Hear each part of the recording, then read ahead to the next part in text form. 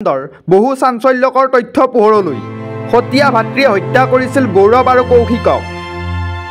ভাতৃক হত্যাৰ সন্দেহত আটক জ্যেষ্ঠ ভাতৃ নীৰজ শৰ্মাক। জানিব পৰা অনুসৰি পিতৃ মহেন্দ্ৰ শৰ্মাৰ আছে দুগৰাকী পত্নী। অভিযুক্ত নীৰজ শৰ্মা মহেন্দ্ৰৰ প্ৰথমা পত্নীৰ পুত্ৰ। মাতৃ আৰু ভগ্নীৰ সৈতে পাঞ্জাৱত আছিল নীৰজ শৰ্মা। কিছুদিন পূৰ্বেহে টংলালৈ আহিছিল অভিযুক্ত নীৰজ। হত্যাকাণ্ডত ব্যৱহাৰ কৰা অস্ত্ৰ জব্দ কৰিছে আৰক্ষীয়ে। অসম আৰক্ষীৰ সঞ্চালক প্ৰধান জি.পি. সিঙে প্ৰকাশ কৰিছে এই তথ্য।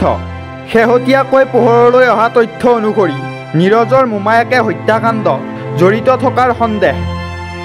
নীৰজৰ মোমায়েকৰ ঘৰলৈ নিছিল দুই কিশোৰক। মোমায়েকৰ সহযোগত ঘটনাস্থলীলৈ নিয়াৰ সন্দেহ আৰক্ষীৰ।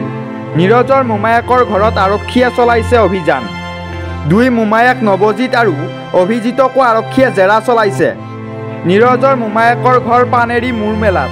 শুকুৰবাৰে টংলাৰ জোৰপুখুৰী মহেন্দ্ৰ শৰ্মা আৰু গীতা শৰ্মাৰ দুই পুত্ৰ স্কুললৈ যোৱাৰ পথত হৈছিল নিখোজ। স্কুললৈ যোৱাৰ পথত নিখোজ হৈছিল গৌৰৱ শৰ্মা আৰু কৌশিক শৰ্মা। মৃত দুই কিশোৰৰ বয়স 12 বছৰ আৰু 14 বছৰ। টংলা কেন্দ্ৰীয় জাতীয় বিদ্যালয়ৰ ছাত্ৰ আছিল গৌৰৱ শৰ্মা আৰু কৌশিক শৰ্মা। আজি ঘৰৰ পৰা মাত্ৰ 3 কিলোমিটাৰ নিলগত উদ্ধাৰ হৈছে দুয়োজন কিশোৰৰ মৃতদেহ। কিশোৰ দুজনৰ পিতৃ মহেন্দ্ৰ শৰ্মা পেছাত গাড়ী চালক আছিল। ডিঙি কটা অৱস্থাত উদ্ধাৰ হৈছে দুয়োৰে মৃতদেহ।